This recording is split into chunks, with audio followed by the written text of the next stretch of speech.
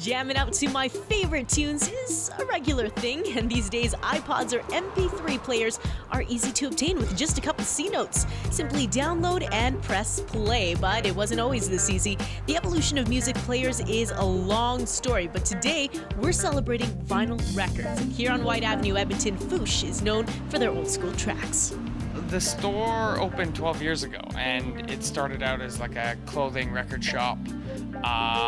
You know, obviously grew a lot into the clothing and stuff, but like Rob, one of the owners, Justin, one of the owners, and myself, we've all been DJs for, you know, over a decade, and we love vinyl.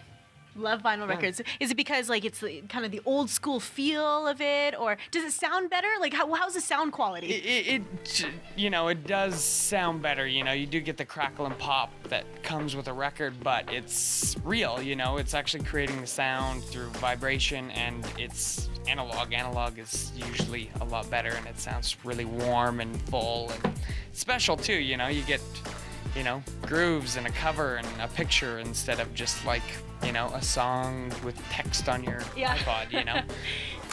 The iPod. The music wasn't always this convenient or easy. First was the phonograph, invented in 1877 by Thomas Edison. Then came the gramophone, followed by chunky tape boomboxes, which, by the way, sometimes weighed up to 20 pounds. Talk about back problems. And who could forget the cool portable Walkmans? Yep, I owned one. Thought it was too cool for school. And finally, the iPod and MP3 players.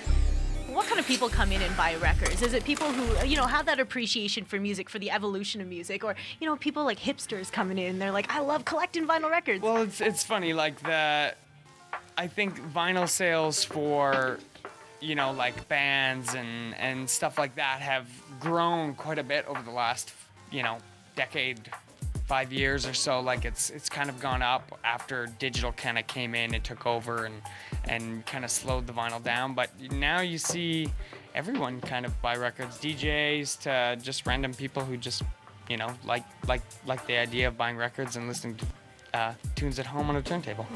How's your collection here? What's it like? You got some old music, maybe some new tracks? Yeah, like we support the DJ market in the city, so lots of dance music, but we do have like a funk section, a hip-hop section, you know, all kinds of stuff. The throwback style spawned another hobby. These guys might look cute enough to cuddle in your bed, but they're actually products of an artist's creativity.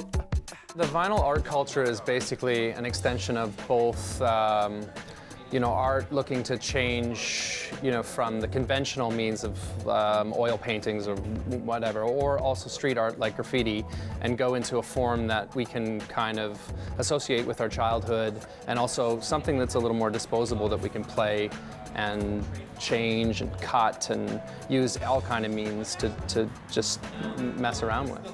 Not that I'm an artist or anything, but I do appreciate colorful bunnies. They're lightweight and come in a variety of themes. People usually customize them to however they want to represent themselves through the art. So if they really like a movie or an artist or something, then they'll draw or paint to that. But sometimes they're made for, you know, if you like, somebody likes a certain animal, an elephant or something, they'll make it for that. Most of the stuff that we have